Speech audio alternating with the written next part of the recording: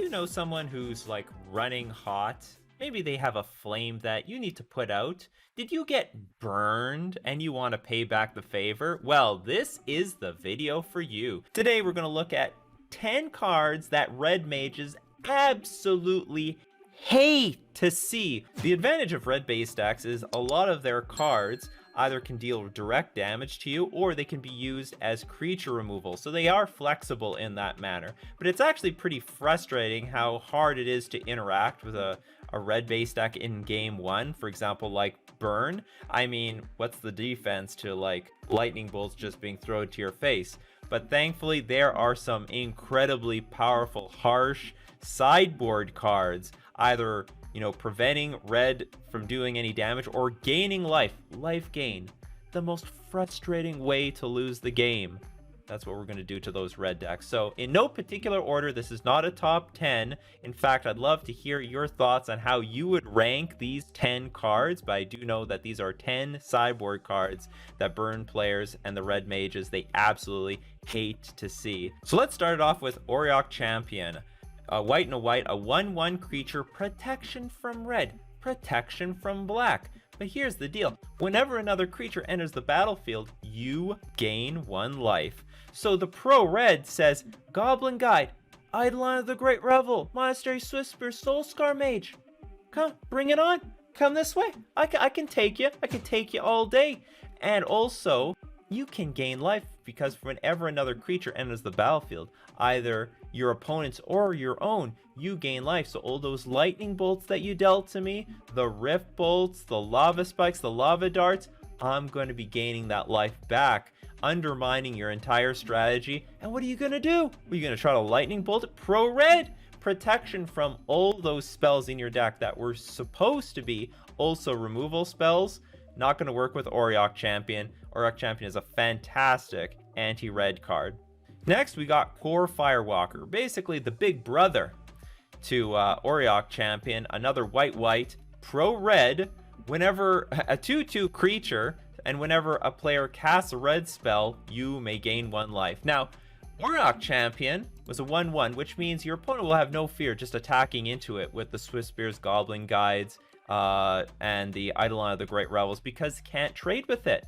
So at the very least, they might still be dealing damage just going wide. You make the chump blocks, but it's of no fear to them. But with Core Firewalker, 2/2 creature all of a sudden, and you're going to be thinking twice about attacking with that Goblin Guide. You're going to be thinking twice about attacking with that Eidolon of the Great Revel, because now you're going to win that exchange.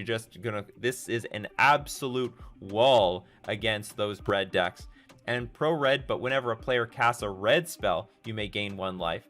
So if your opponent's going to try to completely unload with lava darts and fire bolts, lightning bolts, you gain 1 life every single time one of those spells are cast. If your opponent has prowess creatures in play, like Swiftspear or Soulscar Mage, they might be using their spells to pump up those creatures, but you're going to gain 1 life every single time they try to pump it up. Core Firewalker is going to put a huge buffer on your life total, putting you completely out of range of dying to these burn decks. Next, Line of Sanctity. Oh, you want to shoot me? You want to shoot me? Well, I'm sorry, because by turn 0, if I've got this in my hand, if Line of Sanctity is in your opening hand, you may begin the game with it on the battlefield. You have hexproof. Now what are you going to do with those burn spells? Those rift bolts, lava darts, lightning bolts, lava spikes. They're not looking so hot anymore, are they? No, they're looking terrible. They're looking like absolute garbage. So, I mean, this card can nukes like half their deck because they no longer targets you. They're going to now have to target your creatures, but it's going to basically be a huge game changer. And depending on like what's in your deck, if you don't even have creatures, then it doesn't even matter. Now it just turns the spells into completely dead cards. Line of Sanctity protects you from all that direct damage. Moving on, we got Burrenton Forge Tanner, protection from red. Again, now you've got a blocker for any of the creatures, as they can keep coming, but you're going to keep blocking. Sacrifice Burrenton Forge Tanner, prevent all damage. A red source of your choice that would be dealt this turn. So if they want to do a whole bunch of damage to you, you can sacrifice it prevent maybe like 5 damage coming from a second Prowess creature that was on the battlefield. You can also protect yourself from Anger the Gods from any particular deck that's running those. So Burnt and Forge Tender actually is a really nice card, and anti-red card in the modern metagame. Then we got Dragon's Claw. Dragon's Claw is basically the artifact version of Core Firewalker. So Core Firewalker, Auriok Champion, so Burnt and Forge Tender, Core Firewalker, Auriok Champion. These are all white cards. You got to be in the white colors for this. Dragon's Claw, anyone can play this. Anyone, any, it's an artifact, 2 generic. Whenever a player casts a red spell, you may gain 1 life. And by the way, it could be you. You could be the one casting those red spells. Maybe, in fact, this is actually a card that a lot of red decks bring in the mirror match. So you got to drag, if you're a Burn player or a Prowess player and one side has a Dragon's Claw, then you're gaining life from your opponent's spells. You're gaining life from your own spells. You're going to completely hose your opponent. Dragon's Claw, putting your light, like it turns lightning bolts into shocks, turns lava darts into nothing. Dragon's Claw is a really good anti-red card. Collective Brutality. I can almost say for certain that if you're a red base deck and you're up against a deck with black, they always got Collective Brutality in their hand. Am I right? Am I not right? They always got it. And with good reason, because it is so much of a hoser, so powerful. They're going to use all 3 modes. Okay, so it's a black and a generic, a sorcery, escalate, discard a card, choose 1 or more. Target opponent reveals his or her hand. You choose an instant or sorcery card from it. That player discards that card. Target creature gets -2/-2 until end of turn, or target opponent loses 2 life, you gain 2 life. I have never seen this card played for less than 3 modes. They're all good. So you play it for all 3 modes, you drain them for 2, you gain 2, you kill one of the creatures in play, whether it's a Prowess creature, Goblin Guide, Eidolon of the Great Revel, and also you can snatch one of those burn spells from their hand. So it's an absolute beating, basically. I mean, not exactly a 3-for-1 because you are going to be discarding cards, but they're all super effective modes, putting those red mages on the back foot.